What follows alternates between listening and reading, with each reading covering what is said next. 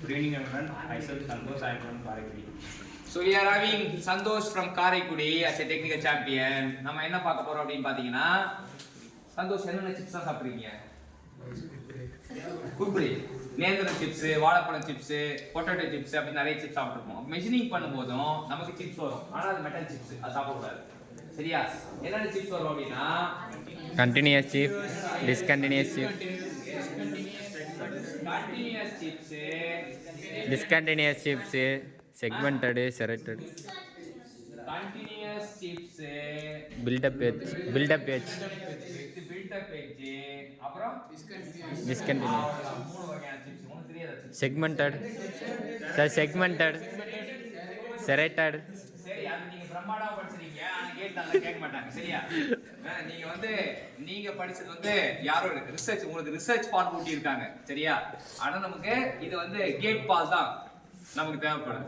உங்களுக்கு யாரோ அதுக்கும் மேல அப்படி சொல்லிட்டு ஊட்டி விட்டுருக்காங்க. பரவாயில்ல, அது தப்பு கிடையாது.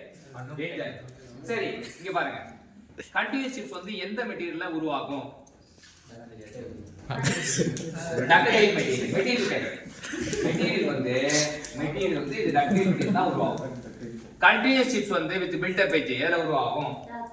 அதுவும் டக்டைல். Discontinues chips build up. சரியா? ரெண்டு பேரும் கிருஷ்ணபிரசாத் மெட்டீரியல் இங்க தான் இருக்கும். அடுத்து ஸ்பீட்.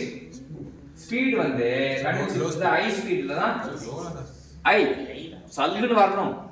அதாவது நம்ம தப்பா ரெஜிஸ்டர் பண்ணிட்டோம்னா எல்லாருக்கும் தப்பா ரெஜிஸ்டர் ஆயிடும். அப்ப ஹை ஸ்பீட்.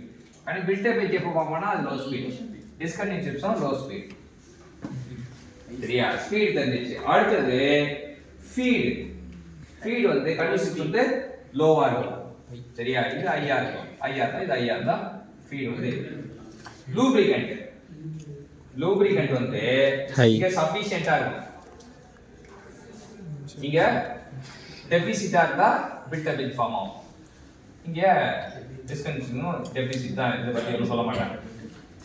வேற என்ன பாராமீட்டர் தெரியணும்? மெட்டீரியல் சொல்லியாச்சு, ஸ்பீட் சொல்லியாச்சு, ஃபீட் சொல்லியாச்சு, டெப்த் ஆஃப் லூப்ரிகன்ட் சொல்லியாச்சு. அடுத்தது